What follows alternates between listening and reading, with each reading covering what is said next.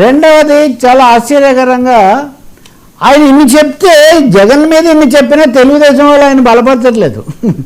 ఇది అంటే రాజకీయాలు ఎంత తమాషగా ఉంటుందంటే, నేను చూసా 1-2 ఛానల్స్లో చూసా, తెలుగుదేశం కీలకమైన ఎప్పుడు వాళ్ళ వాయిస్గా ఉండేవాళ్ళు మాట్లాడేప్పుడు చూసా. రమణ గారు ఉన్నప్పుడు ఏం చేశారు? రమణ గారు ఉన్నప్పుడు ఏమైనా జగన్ కేసులు ఏమైనా తేల్చారా? జగన్కి ఏమైనా వేశారా? ఈ పద్ధతిలో. రెండవది జగన్ ముఖ్యమంత్రిగా ఉన్నప్పుడు ఇక్కడికి వచ్చి సన్మానం చేయించుకున్నారు, ఇక్కడికి వచ్చి స్వాగతం అని ఈ పద్ధతిలో విమర్శలు.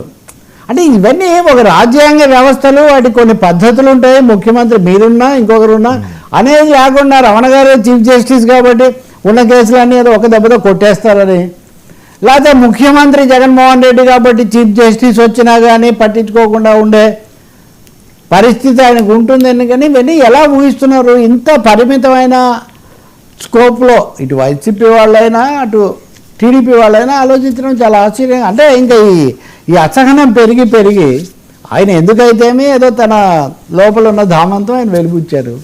సో చాలా బరువైన విషయం ఇది. నిజం చెప్పాలంటే ఈ చర్చ ఇంతటితో ముగియకపోవచ్చు, ఇక ముందు కూడా ఇది కొనసాగవచ్చు. నాకు తెలిసి ప్రజల కోణంలో చట్టబద్ధంగా రాజ్యాంగబద్ధంగా వెళ్ళాలి తప్ప ఇందులో వ్యక్తిగతమైన అంశాలను వీటిని కలగపులగం చేయాల్సిన అవసరం లేదు.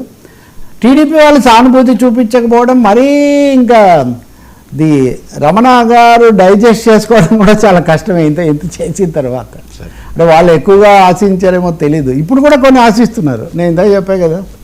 మరి అవి కూడా ఏమవుతాయో ఒక 1.5 ఏడాది తర్వాత మళ్ళీ మాట్లాడుకుంటాం కదా, అప్పుడు తెలుస్తాయి.